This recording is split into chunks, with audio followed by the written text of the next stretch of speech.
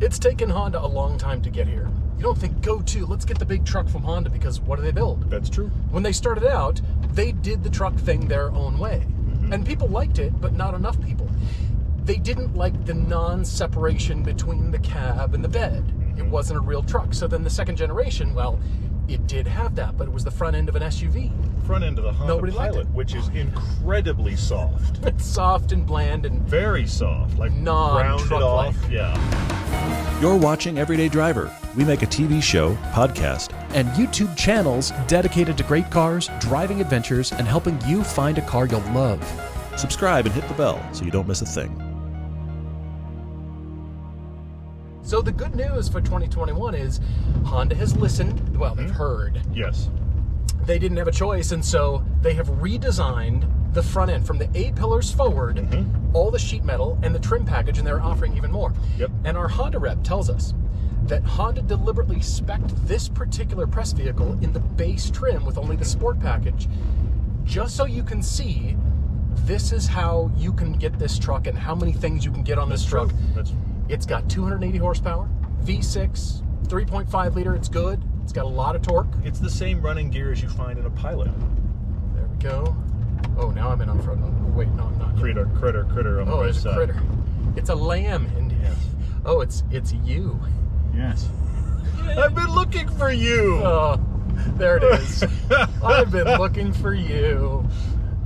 So not much has changed with the running gear, the engine, the specs, the output. That's not what this was about. This was about look and usability. Yeah, and that appeals to the buyer, the segment they really want to go after. Mm-hmm. And they say best in class for many of these kinds of features. They say best in class. Yes. To me, I'm thinking there is no other class for this truck. Have you noticed they've got the HPD, kind of like the TRD on the back of the bed? I did notice this, yes. They're trying to do the truck thing without doing the truck thing. And in my mind, this isn't there is no competitor to this in a good way. You're cross-shopping it theoretically size-wise with the Tacoma and the Nissan Frontier. You're cross-shopping it with those, but all of those ride worse than this. Especially on road.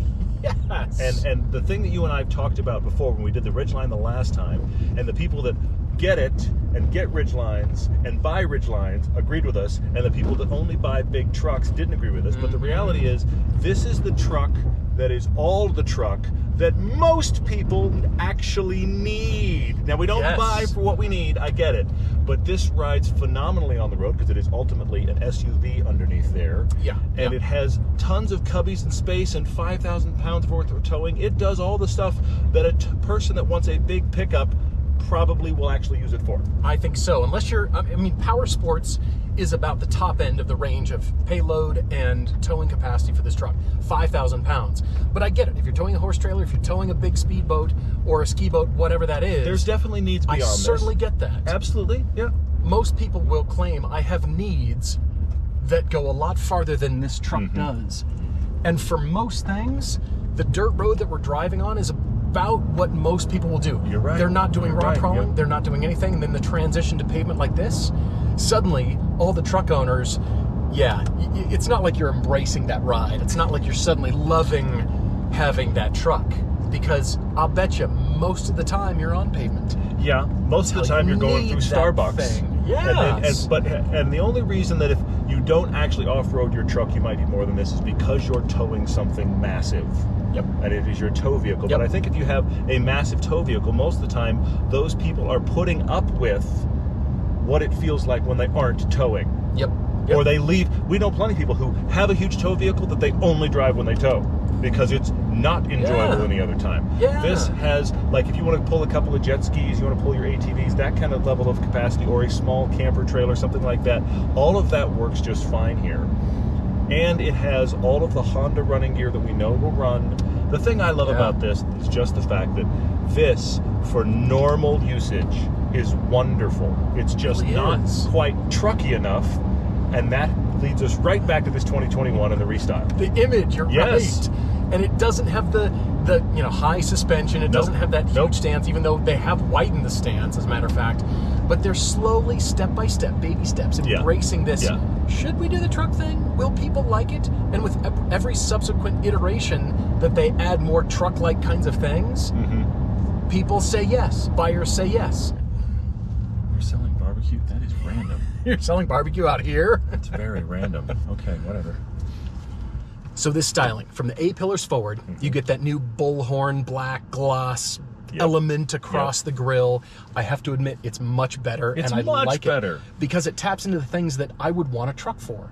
That rear cargo capacity, that actual trunk, and the usability. In every metric, Honda is comparing themselves right across the board. Like you said, Colorado and Ranger and Tacoma and all this stuff. Let yourselves be number one in your category. Put yourselves aside, even though you can do all these things. Yeah.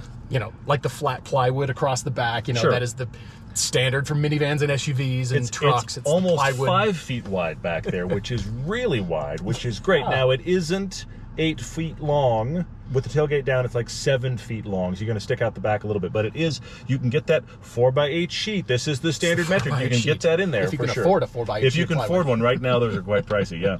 So yeah, I like that they're doing this kind of thing, and this sport package, you'll notice the huge fender flares.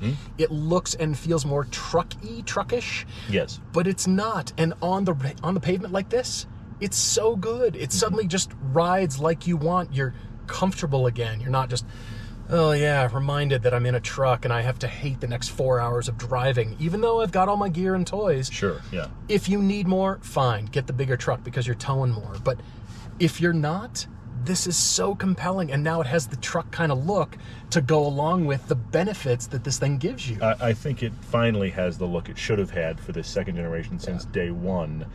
I have other things to say, but I should probably hop over there. You definitely need to. It is in park. Good. Not roll away.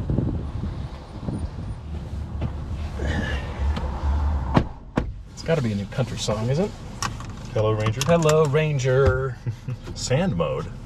How'd you wind up in sand mode? Well, I figure sand was the closest thing to the loose dirt. Because it wasn't mud or snow. I'll give that to you. So I was just thinking I'll sand. give that to you. Sand is probably as close as we got. That's I didn't have dry dirt mode. So. You're right. You didn't have dirt fire road mode. Yeah, where was that mode? Well, speaking of modes, this has the all-wheel drive system that I think every truck should have. But they can't because they don't have that architecture.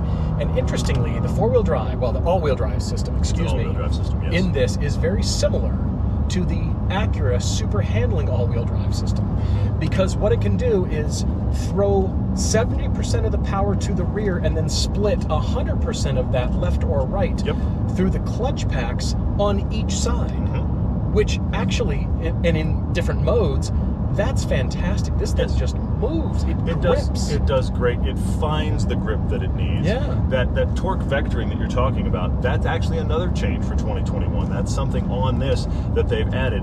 What I find fascinating about the Ridgeline, and we've noticed it also in the Civic, Honda is paying attention to the zeitgeist. What the vast majority of people seem to say about their vehicles, they go and fix. In the case of this, we and many others said, it's really good, it doesn't look very good, it looks quite soft. Guess what? They redesigned it and they did the other fix, volume knob. I knew These are the things we've complained about. No volume knob, and why doesn't this look more truck-like? I'm not saying that it for us, but I'm saying enough people said it that Honda went, we should fix those things. And they did.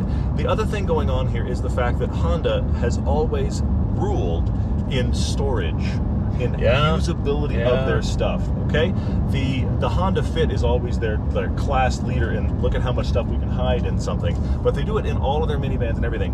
That plays in here, and if you get into any massive full-size truck, any of them right now, they are very worried about where does stuff go in this cabin. And here Honda's done that kind of thinking at a significantly smaller size. You can just, this will swallow so much stuff. Now, it doesn't have, I will admit, it doesn't have huge back seats, but I do think these back seats are better than they were in things like the Tacoma and those kind of things. I agree. Those seats were tight. Tacoma, Frontier, those kind of things. I feel like these seats are thinner, too. They seem thinner They've done to my a decent eye, job. Giving you a little bit more space, and it seems roomier back there to me. When we had the Tacoma TRD, it was phenomenal off-road and abhorrent on-road. It was one of the worst ever on-road, but it had all that off-road capability. It'll scamper up a mountain. This has off-road capability, but yet I don't hate myself when I'm on the road. I keep coming back to the fact that this feels like the truck you actually need, but it's not the truck people are going to buy. Yes, but I also wonder about Honda speccing it out like they did. They gave it the sport package, but you can go further on packages this doesn't have. So this is almost $41,000, which is not nothing, but it's got the long-term reliability of a Civic and an Accord, and the storage kind of usefulness of a Fit. Like a rally drive. Yes, and all in this truck kind of cool-looking shape, and now with this Radiance Red, this cool-looking package. I like the bronze wheels. It works. It's looking really good. It's looking like just enough about what you're going to take it off-road for. Probably. And it can do most things. I'll bet you this thing would do better than you think. You've got the modes here. It's not like you're locking axles or put in four-wheel drive yourself. Buy a bigger truck if that's what you want. But if you're seriously looking at these, this is the best one ever, and that iteration that can't come soon enough. They've just been slowly working their way there to now discovering how much people want trucks. But you've also, Honda, got to leave this in this special category where it's at. There you are again. Oh, the jokes. But I also think that 40 grand is very interesting because you're right. They keep going. How much is truck enough that truck people will take it seriously, but they didn't actually make a truck, and they're excited about the fact that they made something different. It's so weird to try to embrace both of those areas at once, and difficult to embrace that. But I want to go back to that $41,000 figure for a second. All right. Because at first, I thought about what this doesn't have at 41 grand, and I was surprised to discover it doesn't have leather seats or heated seats. And I think the heated seats are the more important thing. Of course, you can get that in upper levels. That's a trim level. Yes, it's a trim level reality. Yeah. On the other end of the spectrum, though, when we had the Tacoma TRD, for example, it was over 50. Yes. It was more than 10 grand more than this. And look, we have seen almost nothing but Toyota Tacomas the entire time we've been down this road today. It's pretty much been the official car of this road. No kidding. However, I do have to wonder how many people have more capability off-road by buying a Tacoma than they actually use. Right. And if they're on-road all the time, this is better there and does probably the off-road stuff you need. Far better. Yep. Well, if you want all those things, yes, they're available in various trim packages. Yes. Up from here. Yes. Truck bed audio, you get the wireless charging. Yes. Leather, heated seats, all that kind of stuff. But you're still topping out at 43, 42. Fair point. It's still going to come in underneath the big TRD. You're right. That's a great point. And again, for what you can do and what you're going to want to do with this truck, if you have rock crawling needs, go solve that. This is not your Moab thing. Definitely not. This is not your truck. But most people don't do that with their pickups. Most people haul a little bit of something. You know what? We should take the jet skis to the lake this weekend. You know what we should do? We should get our little camper. We should go do our teardrop camper and go camping. We should grab the kids.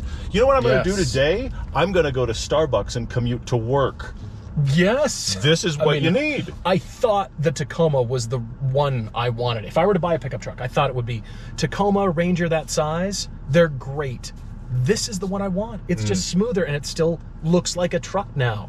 Ever more reason to buy this. They keep doing better. Just come on, keep going. Little steps. You know it's going to grow in size and become their full size, and then they're going to spawn a baby truck from here. Oh, no. You know that's coming because this right. is proving the design. It's proving the element. They used to have an element. The element went away. That's what's going to happen. They'll make the Ridgeline bigger and they'll bring back the element. Somebody out there's cheering right now because they had an element, they can't get one anymore. Right. Yeah. Well, get this instead. Do all the things you want to do. Fill it with sand. Go to the beach.